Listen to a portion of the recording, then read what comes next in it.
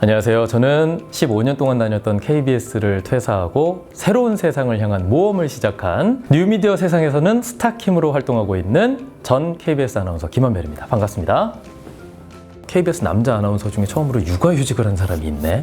내 이야기로, 내 컨텐츠로 나라는 사람을 알리고 나라는 사람으로 인해서 무언가를 도모할 수 있는 그런 일을 해야겠다라는 생각을 했던 것 같습니다.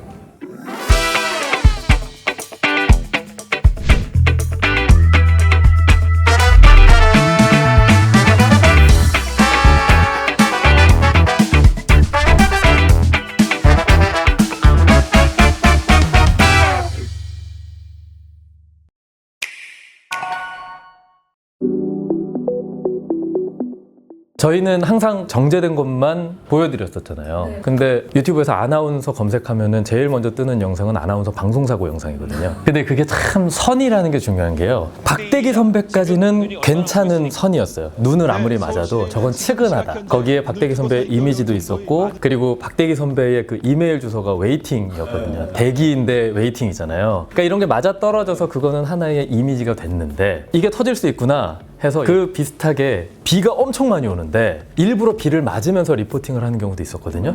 근데 시청자 댓글에 기자의 인권은 어디 있으며 기자의 위험함은 저건 누가 책임질 거냐 이래가지고 그때부터는 막 안전모드 쓰고 뭐 이런 식으로 바뀌기도 해요. 그러니까 이게 터지고 안 터지고는 우리가 의도한다고 되는 것 같진 않고 진심을 다해서 하다 보면 언젠가 터지는 때가 오는 것 같아요. 요즘 보면 김대호 아나운서 같은 경우에도 옛날에도 그 모습이었거든요. 요즘 시대가 바뀌면서 뜨는 거잖아요. 그러니까 그런 것처럼 의도하려고 하면 더 부자연스러운 것 같고 결과도 안 좋은 것 같아요. 그래서 어려운 것 같기도 하고요.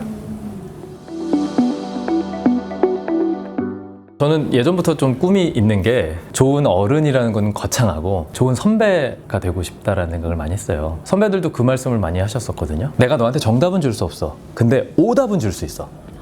그러니까 저도 마찬가지 생각으로 후배들을 만나고 있는데 세상도 변해가고 있고 나도 사실은 정답을 모르는데 제가 뭐라고 이 사람들한테 정답을 드려요. 근데 해봤더니 요건 오답이더라고요. 그러니까 이 길은 안 갔으면 좋겠어요에 대한 반면교사 같은 경우에 예시는 될 수 있는 건 거죠.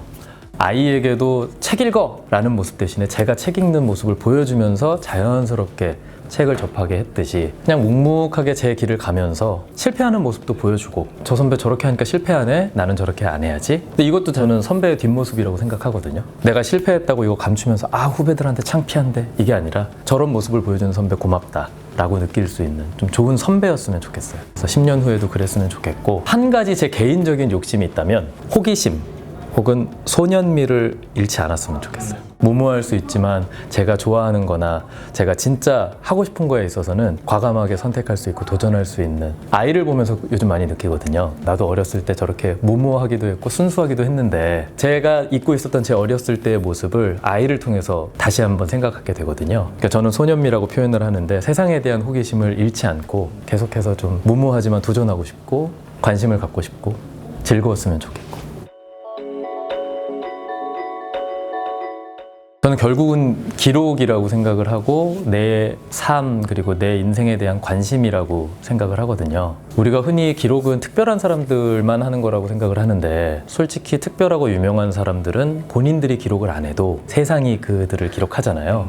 저희처럼 저도 마찬가지고 유명하지 않고 특별하지 않은 사람일수록 스스로 기록을 해야 되고 그것들이 쌓여서 결국은 내 컨텐츠가 되고 스토리가 된다라고 생각을 하거든요. 무서워하는 분들도 많고 부담스러워하는 분들도 많은데 내 삶에 대한 관심인 것 같아요. 그리고 누구나 지금은 카메라를 들고 다니는 시대에 카메라가 됐든 글이 됐든 뭐가 됐든 내 삶의 흔적을 남기는 것만으로도 충분히 의미가 있을 수 있고 그런 것들이 쌓여서 내 스토리가 될 수 있다고 믿거든요. 이게 그냥 나만 소장했을 때는 일기로 끝날 수 있는 게 플랫폼, 특히나 형식에 딱 맞는 플랫폼을 만났을 때는 날개를 달고 컨텐츠가 돼서 다른 사람과 소통하고 공유할 수 있는 경험들을 저는 했거든요. 내 일기를 넘어서 스토리텔러가 될 수 있는 거고 누군가의 삶에 영향을 미칠 수도 있는 거니까 본인의 삶 자체를 조금은 특별하게 바라봐도 될 것 같다라는 생각이 들고요. 저는 강연 때 많이 얘기하는 것 중에 하나가 내가 뭐라고 병에서 빠져나왔으면 좋겠다. 내가 뭔지는 올려봐야 알 수 있는 것 같아요. 그 전까지는 뭐가 아니니까 그냥 자유롭게 올릴 수 있는 거고 자유롭게 기록할 수 있는 거라는 생각이 듭니다. 그러니까 저는 박사가 사랑한 수식 이 책을 읽으면서도 좋으면서도 불안했던 것 중에 하나는 루트와 그리고 엄마와 박사가 행복한 시간을 보내면 보낼수록 이 기억을 박사가 잊어버릴까 봐.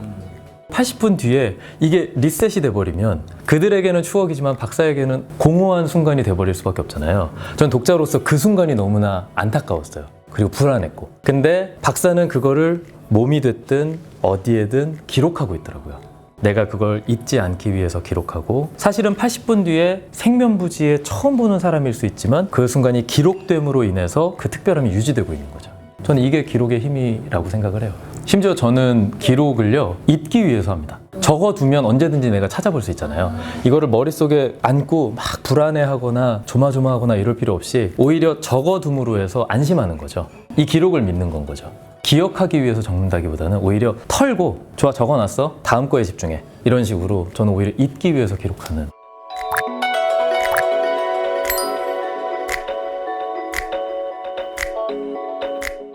단지 뭐 수학 자체가 좋아서라기보다는 그 수학을 대하는 박사의 태도가 굉장히 딱딱하고 정없어 보이고 뭔가 차가워 보이는 숫자 그리고 수식, 이걸 마치 시처럼 풀어가잖아요. 저는 박사가 수학을 대하는 태도나 그 마인드가 너무 좋았던 것 같아요. 제가 살면서 박사가 수학을 대하듯이 열렬히 사랑한 게 있을까? 저는 잘 안 떠오르거든요. 그 책을 접하고 나서부터 진짜 굉장히 빠져들었던 것 같고 굉장히 많은 감정이입을 하면서 이 책을 접했던 것 같습니다.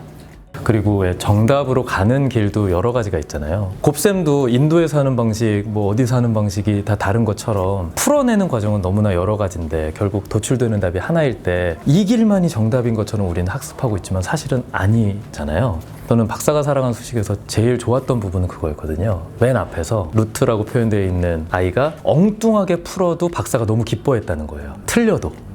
오히려 반가워하고, 아, 그렇게 접근할 수도 있지. 그러니까 자기는 정말 전문가고 박사인데 엉뚱하게나마 풀어내려고 하는 이 도전이나 실패를 오히려 반가워했다라는 부분이 저는 되게 좋았어요.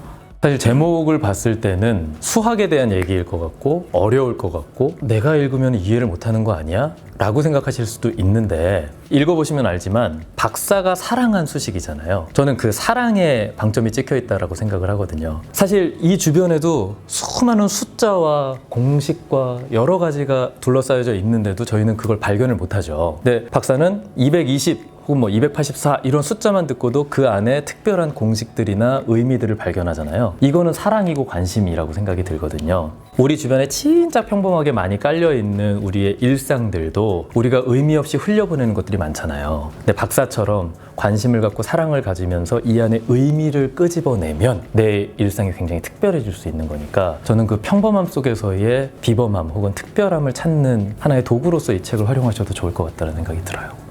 제 얘기를 살짝 드리자면 저는 대학교 들어가면서부터 돈을 안 탔었거든요. 그래가지고 과외를 굉장히 많이 했습니다. 분당의 김 선생이라고 나름 유명했었거든요. 그때 수학을 할 때 저는 재미난 공식들이나 이런 게임을 몇 가지 개발해가지고 수학에 적용을 했었거든요. 작가님 저랑 게임 하나 해보시겠어요? 네. 베스킨라빈스 게임 아시죠? 네. 30일 말하면 지는 거. 네. 저는 무조건 이길 수 있거든요. 먼저 해보시겠어요? 27. 28, 29, 30. 저는 사실 처음 말씀하실 때부터 제가 이겼구나 생각을 했어요. 저는 이 공식을 알고 있는 게 이게 사실은 우리가 수원 처음 배우는 등차 수열이거든요. 31을 말하기 위해서 제가 확보해야 되는 숫자는 30이죠. 30. 그럼 30을 확보하기 위해서 제가 확보해야 되는 수는 26이죠. 그렇게 4개씩 끊어가다 보면 제일 처음에는 2만 확보하면 됩니다. 제가 2를 확보하거나 6을 확보하거나 10을 확보하거나 언젠가는 제가 그 중에 하나를 확보하는 순간 저의 승리가 돼버리는 거죠. 저는 이거를 학생들이랑 게임을 통해서 선생님 이겨봐 하면서 30을 먼저 확보하게끔 26을 확보하게끔 그 원리를 스스로 깨치게 했었어요.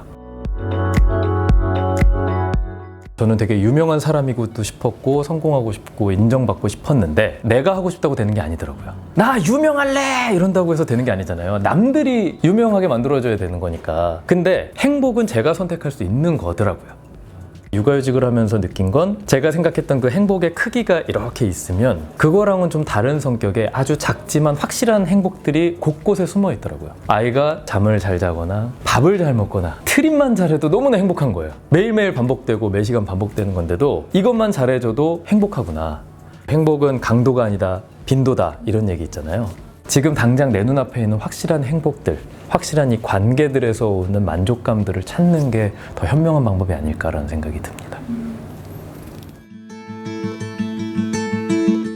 저는 그게 사랑이라는 생각보다도 보호해야 되는 존재 그리고 책임감이라는 생각이 들거든요. 박사가 본인의 기억도 많이 사라지고 굳이 그렇게 안 해도 되는데 외출할 때는 정장을 차려입고 그리고 요양원에 가서도 정장을 입고 있고 이런 장면이 나오잖아요. 본인이 설정해 놓은 일종의 루트 혹은 사명감 이런 거라는 생각이 들거든요. 그리고 수학은 이미 그 사랑을 넘어선 초월적인 존재였던 거죠. 그런 옷을 차려입는다든지 그리고 중요한 자리에서는 식탁 예절을 지킨다든지 그리고 아이는 무조건 사랑해야 된다든지 이런 식으로 본인이 정해놓은 루틴 혹은 법칙을 철저하게 지키는 게 저는 박사의 사랑의 방법이 아닌가라는 생각이 들고 수학이라는 게 그렇잖아요. 정답으로 가는 길은 여러 가지가 있겠습니다만 내가 설정한 정답의 루트는 있잖아요. 이 문제가 있었을 때 나는 이렇게 풀 거야 라고 해서 결과적으로 답을 도출하는 본인이 설정해 놓은 루틴대로 쭉 가는 이 법칙 속에서의 박사의 사랑법이라는 생각이 들었고 그런 의미에서 루트는 보호해야 되는 내가 책임져야 되는 내 법칙 안에서의 존재인 것 같다는 생각이 들었어요.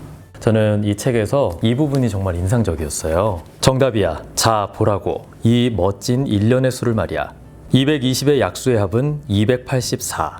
284의 약수의 합은 220. 바로 우의 수야. 쉬 존재하지 않는 한 쌍이지. 페르마도 데카르트도 겨우 한 쌍씩밖에 발견하지 못했어. 신의 주선으로 맺어진 숫자지. 아름답지 않은가?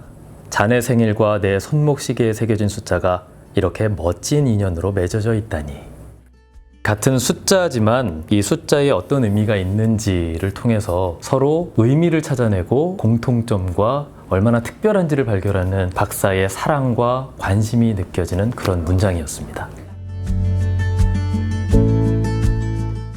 제목이 우리의 삶이 춤이 된다면이잖아요. 사진작가가 우리 일상에서 흔히 볼 수 있는 장면을 찍는데 그 장면 속의 주인공은 흔히 볼 수 있는 행동을 하고 있지만 춤이에요. 예를 들면 목공이 망치질을 하고 있는 이 장면을 춤으로 표현해. 길거리에서 걸어가는 누군가를 춤으로 표현해. 이런 식으로 전문 댄서들이 우리가 흔히 볼 수 있는 어떤 장면을 극적인 춤의 모습으로 사진으로 담은 거죠. 내 지루하고 평범한 일상이 특별해지는 순간에 대한 상상력을 그 사진 속에서 발견하는 것 같아요. 요즘 많이 하는 고민 중에 하나가 그거거든요. 익숙한 이것을 어떻게 하면 좀 낯설게 볼 수 있을까? 그리고 평범한 이 순간을 어떻게 하면 특별하게 할 수 있을까? 큰 노력이나 어떤 큰 이벤트가 필요하다고 하면은 부담스럽겠지만 내가 길을 가다가도 약간 탭댄스 추듯이 걸어가는 이 한 번의 행위로서 내 삶이 조금은 특별해질 수 있지 않을까? 한 스푼의 특별함, 여기에 좀 주목을 많이 하고 있는 것 같아서 지금의 생각과 좀 어울리는 방향이지 않을까라는 생각에 추천을 했습니다.